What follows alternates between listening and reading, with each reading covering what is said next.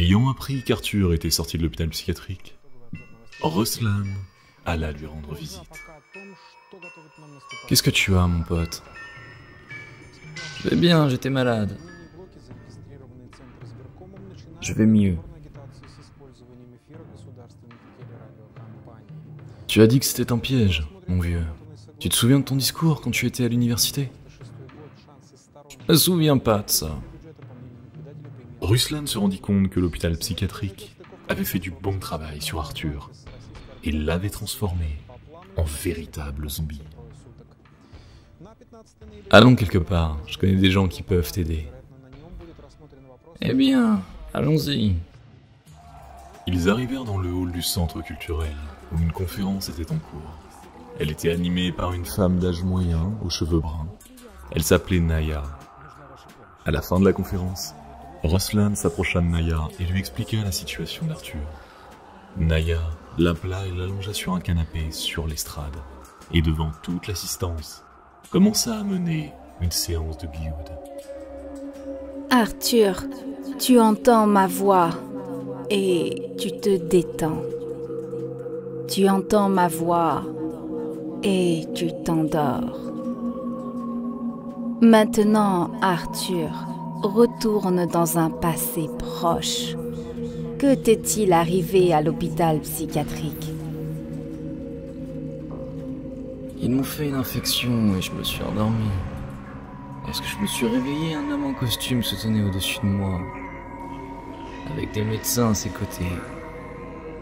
Il a commencé à m'hypnotiser. Il m'a dit que j'aimais beaucoup regarder la télévision, que je ne me souvenais pas de ce qu'il faisait quand j'étais dans un état de mort clinique, que je ne me souvenais pas de ce que j'avais dit aux gens quand j'étais sur scène. C'est bien. Maintenant, tu te souviens à nouveau de tout.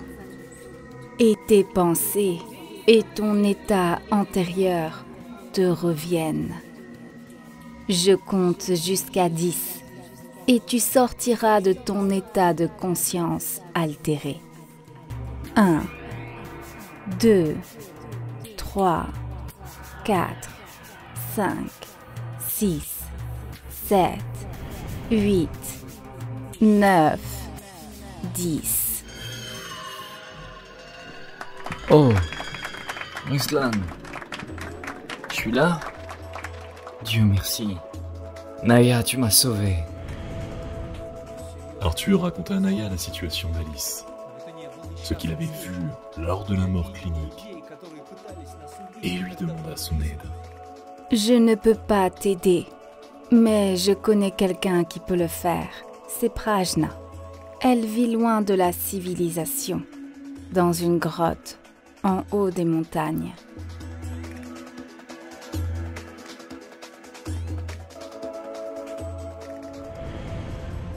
Après le départ d'Arthur pour aller voir Praja, Lyria rendit à nouveau visite à Alice.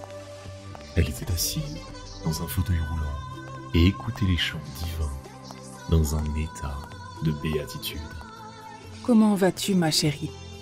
Mieux, ces chants divins m'aident beaucoup.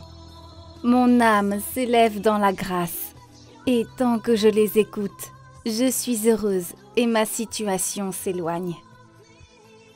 Je commence même à penser que ce n'est pas un hasard, mais qu'on me l'a envoyé pour me rapprocher de Dieu. Je ne comprends pas. Pourquoi y a-t-il tant de mal dans le monde? Pourquoi tous les hommes ne veulent-ils pas demeurer dans la grâce et l'amour? D'où viennent tant de mal et de haine? Si Dieu est amour. Le fait est, ma chérie, que lorsque l'amour divin est réduit, limité par l'ego ignorant, toutes sortes d'émotions négatives en découlent. Et de là, tout le mal. Comment ça? Tu t'aimes, tu aimes Arthur, et ton amour s'en trouve réduit, confiné à toi et à ton amant. Et tu as peur pour toi, pour ta relation. Tu es jalouse. Tu lui en veux si tu penses qu'il regarde quelqu'un d'autre, qu'il fait moins attention à toi. Mais cette peur, cette jalousie, naissent toujours de l'amour. C'est le même amour. mais rétréci, fermé sur une personne ou un groupe de personnes. Lorsque tu aimes tellement quelqu'un ou quelque chose, tu deviens avide de cette personne ou de cet objet. Tu as envie que quelqu'un ait plus, que quelqu'un reçoive plus d'attention. Mais c'est aussi une manifestation du même amour divin. Et si tu l'ouvres sans le limiter à un objet ou à une personne, il brillera à nouveau avec grâce. Les émotions soi-disant positives, telles que l'orgueil, l'arrogance, la vanité, la suffisance, la prétention, naissent de l'opposition entre soi et l'autre, entre ce qui est mien et les autres. Mais ces émotions peuvent rapidement devenir négatives, se transformer en colère, en haine, si une autre personne piétine ton orgueil. Mais l'orgueil, lui aussi, n'est rien d'autre que l'amour divin, fermé sur soi ou sur ceux que l'on estime être à soi. Tu dois essayer de supprimer cette fixation douloureuse, cette limitation, cet ego. Et alors toutes les émotions négatives se transformeront en amour de Dieu. Si tu ressens de la négativité, pense aux mensonges et aux identifications qui limitent l'amour divin et te font souffrir. Et supprime-les pour demeurer dans la grâce. Merci, vous êtes une telle aide pour mon âme.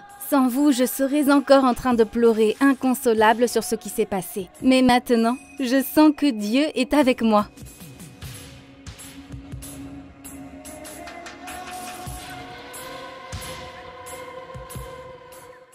Pendant cette période extrême, où le destin de la planète entière est en jeu, il est très important que la connaissance des anges et des esprits de lumière se propage le plus rapidement possible à travers le monde et atteigne des milliers de personnes. De cette façon, nous pouvons changer l'avenir de toute l'humanité. Alors nous nous tournons vers toi, chère âme de lumière. Partage la connaissance concernant nos livres sages et nos films. Partage les liens vers des vidéos ou des dessins animés. Tout cela est disponible et gratuit. Invite les femmes à des pratiques individuelles, des webinaires et des séminaires. Et le grand esprit de lumière t'aidera, à toi et à ta famille, en dirigeant une énorme quantité d'énergie pour réaliser tous tes désirs. Les esprits lumineux et les anges t'aideront, à toi et tes proches dans tous les domaines. Le fil de la lumière et de l'amour de ton cœur atteint le cœur des femmes en recherche. Et la création du bien, la diffusion de la connaissance de lumière dans le monde commence. Rejoins cette mission de lumière. Aide les gens et Dieu t'aidera.